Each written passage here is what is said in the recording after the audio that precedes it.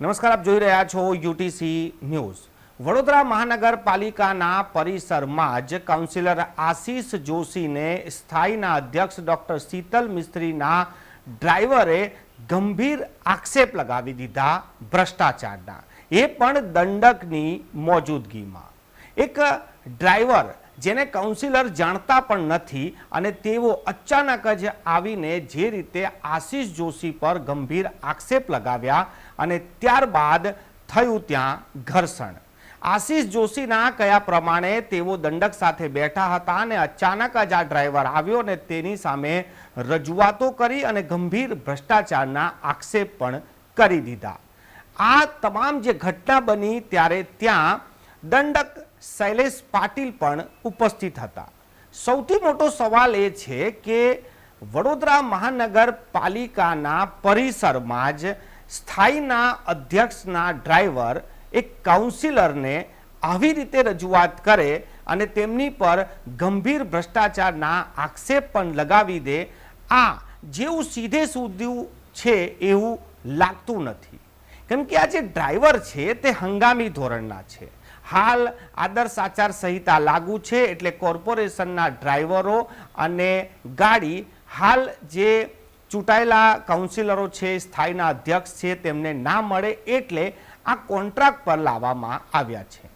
આ ડ્રાઈવર વિશે જાણવા મળ્યું છે કે તે 10 દિવસ પહેલાં જ આ ડ્રાઈવરમાં લાગ્યા છે અને આજે જે આ ડ્રાઈવરનું કહેવું છે કે કાઉન્સિલરે તેમને લાફો માર્યો, તેમને ધમકી આપી।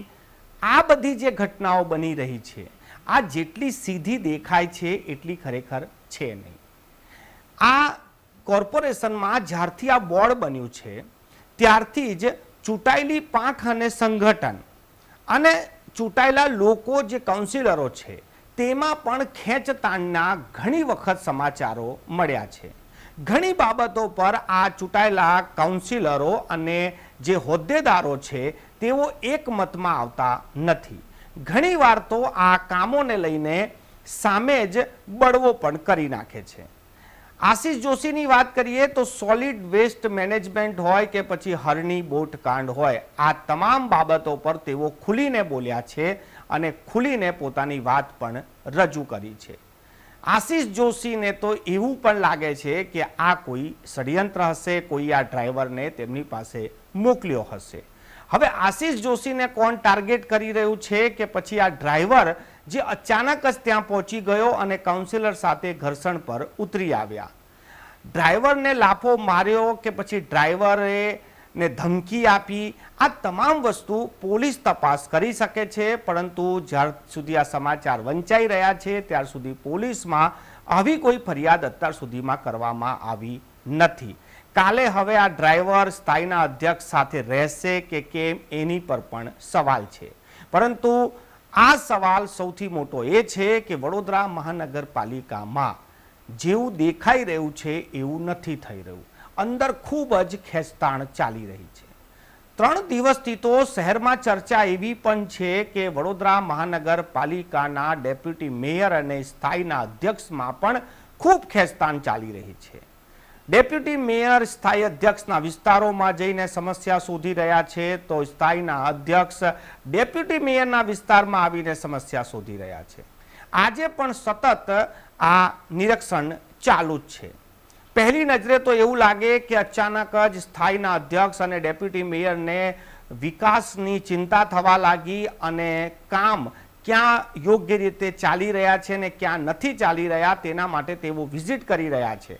આજે પણ આ ઘટનાક્રમ ચાલતો જ રહ્યો।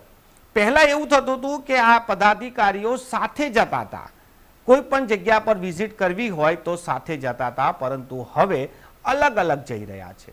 અલગ અલગ જવાથી જનતાને તો લાભ જ છે, કેમ કે એક સમયમાં 2 વિઝિટ થઈ જાય, પરંતુ લોકો એવી પણ ચર્ચા કરી રહ્યા છે કે વડોદરા મહાનગરપાલિકામાં સ્થાયીના અધ્યક્ષ અને ડેપ્યુટી મેયરમાં પણ બની નથી રહ્યું।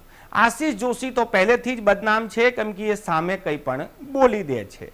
આ બધા જે ઘટનાક્રમો થઈ રહ્યા છે તેનું જ આજનું આ પરિણામ છે કે એક ડ્રાઈવર સીધા જ કાઉન્સિલરને જઈને એમની પર ભ્રષ્ટાચારના પણ આક્ષેપ કરી દે છે।